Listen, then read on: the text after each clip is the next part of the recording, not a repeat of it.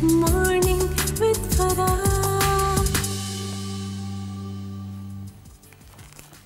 Welcome back ATV morning with Farah में खुश आमदीद। आज मैं आपकी मुलाकात एक ऐसी शख्सियत से करवाने जा रही हूँ जिनसे पहले जब आपकी मुलाकात करवाई थी तो एक और किताब उनकी के हवाले से बातचीत हुई थी और वो गुलाब के ऊपर थी और उसकी मुख्तलिफ़ किस्में और उसके बारे में क्या कुछ हो सकता है। ऑलिव्स की बात हुई थी, जर्नलिज़म की बात हुई थी। आज जब उनसे हमारा तारुफ हो रहा है तो एक और किताब उनकी मेरे हाथ में है जिसका नाम जो है अरमगाने लाहौर। ये शख्सियात के ऊपर, लाहौर की हिस्ट्री के ऊपर, इमारतों के ऊपर और ये एक अहवाल के ऊपर ये खूबसूरत किताब है और लाहौर के उन गोशों को एक्सप्लोर किया गया है जो इससे पहले हमने सुने नहीं थे। देखे तो बहुत दफ़ा होंगे लेकिन उनका वो हिस्टोरिक बैकग्राउंड और कॉन्टेक्स्ट हमें मालूम नहीं था।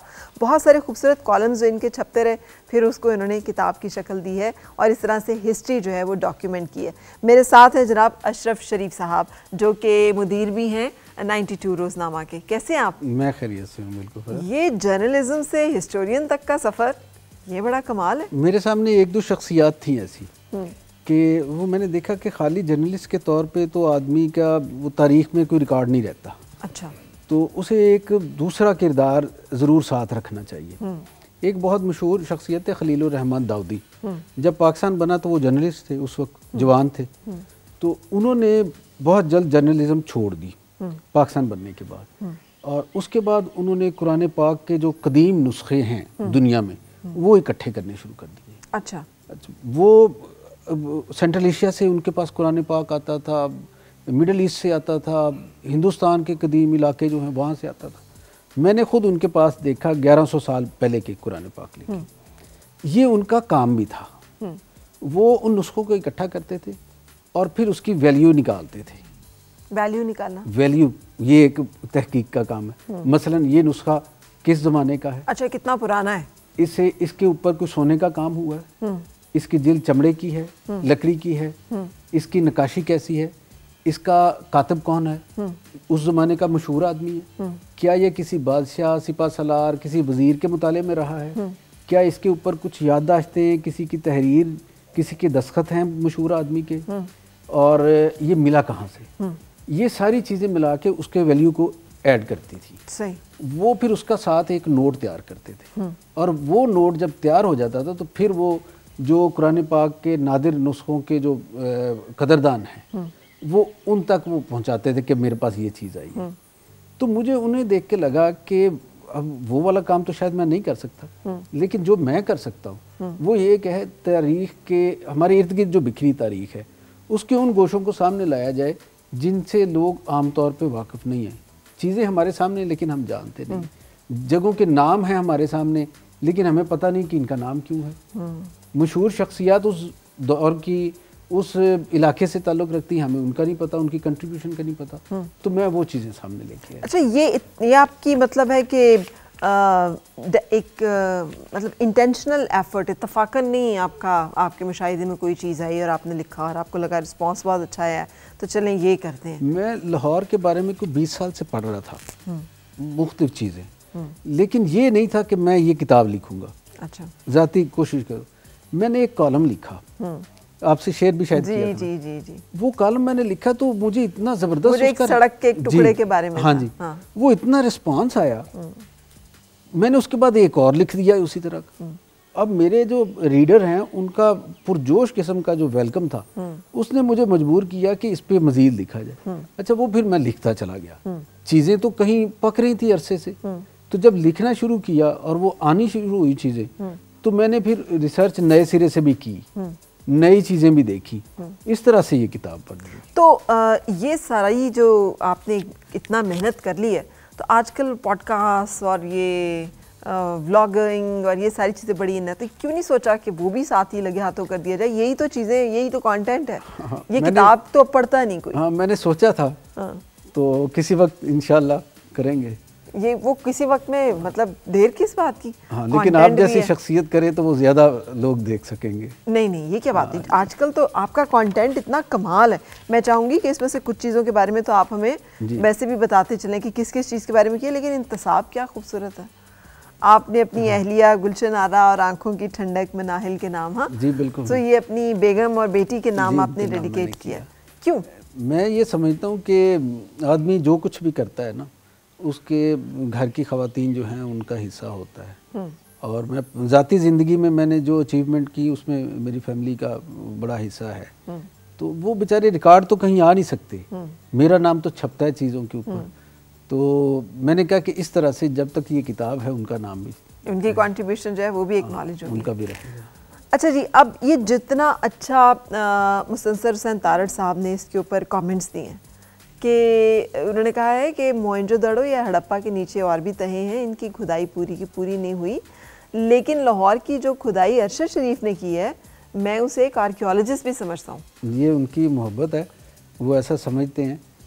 और मैं आपको सही बताऊं कि कुछ लोग ऐसे हैं कि जब भी मैं शेयर करता हूं उनसे ये चीज़ें, तो वो उनकी तरफ से बड़ी अप्रिसिएशन आती है। तारड़ साहब उनमें से एक हैं। शायद लाहौर, पंजाब और हमारे कल्चर, अदब जी जी और माहौल और सफ़र नंबर जी, इस तरह से ये चीज़ें, इस हवाले से वो मुश्तरकात हैं हमारी, इस वजह से भी उन्हें लगता है। मतलब मैंने पिछले दिनों एक कॉलम लिखा सुथरे शाह पे, अच्छा, तो जिनका एक खान मैंने अभी आपसे शेयर भी कर रहा था, कॉल जो है कि कोई मरे कोई जीवे, सुथरा कोल पतासे पीवे।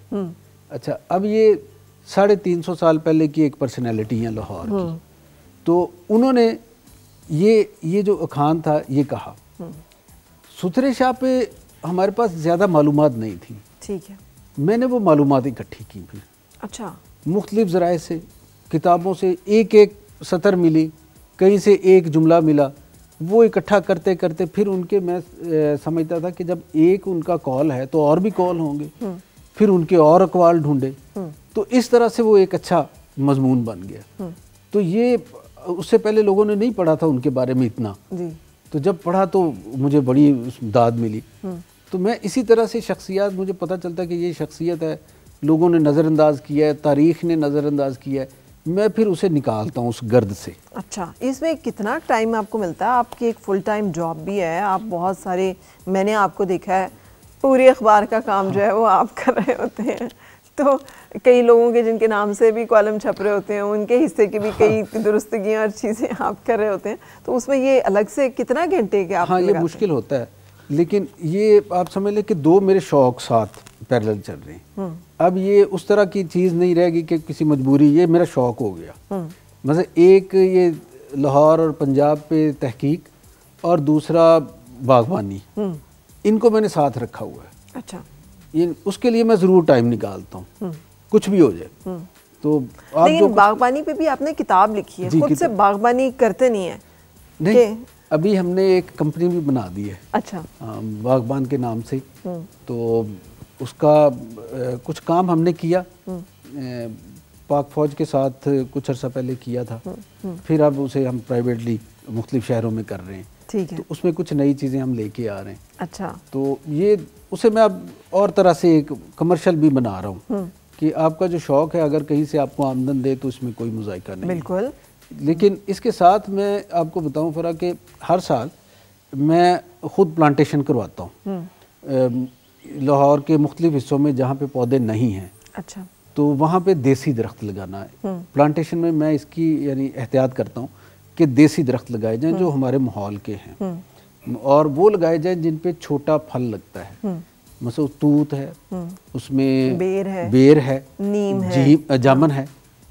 तो ये जो चीज़ें, इन पे परिंदे आते हैं हमारे, और वो परिंदे जब वापस माहौल में आपके आते हैं तो माहौल को बेहतर वो करते हैं। बिल्कुल। तो मैं उसके लिए भी कर रहा हूँ कोशिश। बिल्कुल, आपने कितनी खूबसूरत बात की। मैं भी पिछले दिनों एक रिसर्च पढ़ रही थी, उसमें था कि एक अफ्रीका का डेजर्ट और उसमें चीते ख़त्म हो गए ना, तो उन्होंने चीते वापस ला के छोड़े।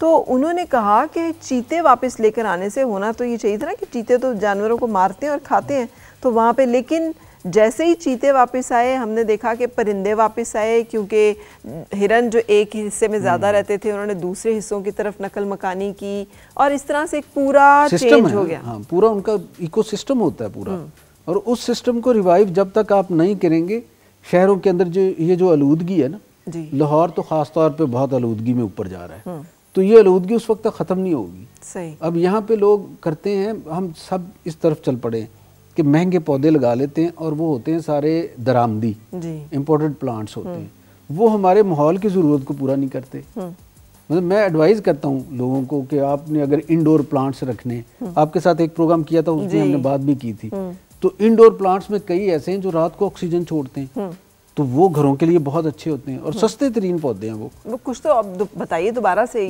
स्नेक प्लांट्स, स्नेक प्लांट जो है इसे मदर इन लॉ टांग भी कहते हैं उसका ये भी, तो वो वाला जो पौधा है वो रात को ऑक्सीजन छोड़ता है और ज़्यादा महंगा नहीं है। अभी मैंने उस पर बात भी एक जगह पे की थी कि आपके घर में 2 जगह होती हैं जहाँ पे ज़रूरत होती है इंडोर प्लांट्स की, एक होता है किचन और एक होते हैं आपके वॉशरूम्स। यहाँ पे गैसेस पैदा होती हैं और यहाँ पे और मुख्तलिफ किस्म के जरासीम भी होते हैं, तो ये पौधे जो हैं ये फिल्टर का काम करते हैं वहाँ पे। सही। आप मुख्तलिफ किस्म के पाम लगा सकते हैं, फिर रबर प्लांट्स, वो उसके पत्ते भी बड़े अच्छे होते हैं, वो आप लगा सकते हैं। फिर आप बाहर के लिए आजकल मौसम ऐसा है कि मच्छर भी तो अगर गेंदे के फूल आप लगा लें अपने सेहन में या कहीं बरामदे में क्यारी में रख लें तो वो भगाते हैं उन्हें, अच्छा, मच्छर को। इसी तरह से न्याज़बो जो है ये भगाती है मच्छरों को। लैंटन एक होता है पौधा, छोटे छोटे उस पर फूल लगते हैं, वो मच्छर को भगाता है। तो आप बजाय इसके कि घर में केमिकल का छिड़काव करें, उस पर पैसे भी खर्च होते हैं और सांस में आपकी चीज़ें भी जाएंगी, तो अगर आप ये वाले प्लांट्स लगा लें तो आपके लिए सहूलत पैदा हो जाएगी, माहौल भी खूबसूरत भी नज़र आएगा और आसूदा भी रहेगा।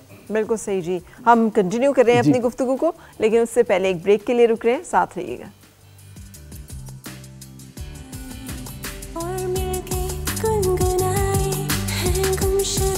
खुशियाँ सारी वो ढूंढ ला